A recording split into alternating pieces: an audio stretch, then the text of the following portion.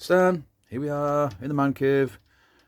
Just a quick one. I'm going to do a couple of helmet videos, but if you see this soldier here, open the display cabinet.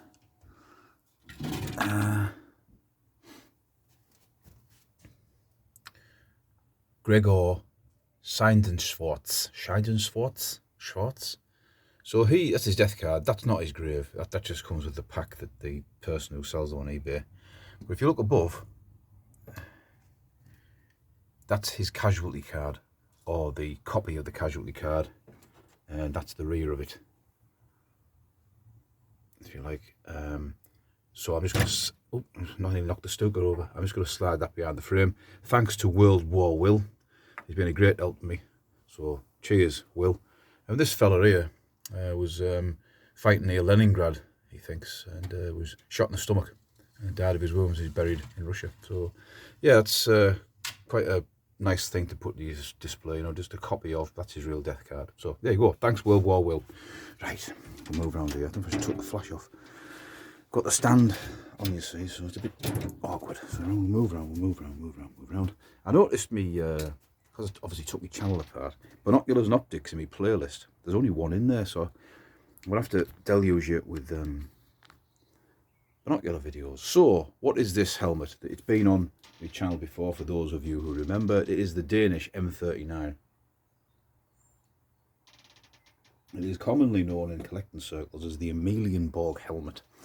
The reason for that is the Germans, when they invaded, the Danish royal family stayed in Denmark, and the army, I think the army were guarding them, obviously, for a certain point, and the Germans stood the army down.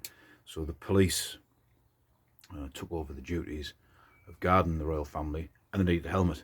I'm not actually sure 100% where the design came from, because there is another Danish helmet, which is, I've got one over there. I've got the civil defence version, which is very like a mushroom, like coming around. So I don't know why this one, whether it's an out-and-out combat helmet. It was used by the police resistance towards the end of the war, and I have, the other day I did see a photograph and image on the internet of someone with obviously resistance clothes on, civilian clothes, using a rifle, but I didn't save the image, so you have to take my word for it. So this is in civil defence colours, if you like. So obviously after the war it was converted into civil defence. Oh, that is on there. Ugh. Anyway, so if you look at it closely, you can see there's been a badge. See the outline of the badge? Where's my pen? Where's my pen? I've just put it in my pocket. Oh, Stan. Oh, happy St. George's Day, all viewers. So you can see where there was a police badge on the front, and the 4 rivets there have been to cover up the hole. And also you can see the black underneath of the police helmet, and these nuts on the outside will have been brass. With the aid of my iPad, because I can't edit, and I don't think I ever will, to be honest. If you bear with me for 3 seconds. There we go. So there you can see, courtesy of Brendan's helmet website. Sorry, Brendan, for using your. But there's 2 Danish police officers checking, obviously, someone's bags, as they'll probably go into the Royal Palace.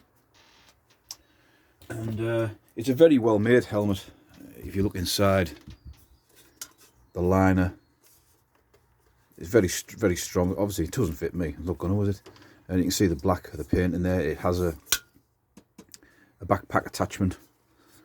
Now when I first got it, I was thinking,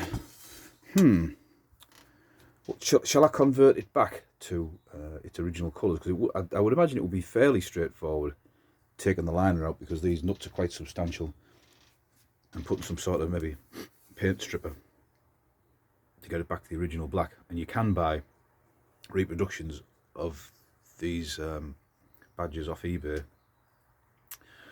But then I thought, no, I'll leave it as it is. It's still a piece of history, it's still a piece of the Cold War. So yeah, it's I'm quite pleased with that. I can't remember how much I paid for it, because it is a while ago. I've had it a few years now, but it wasn't what I've just seen one for on eBay. They were 100 quid, but I didn't pay that. I think it was 40 or 50. I think it was because someone advertised it as a European helmet.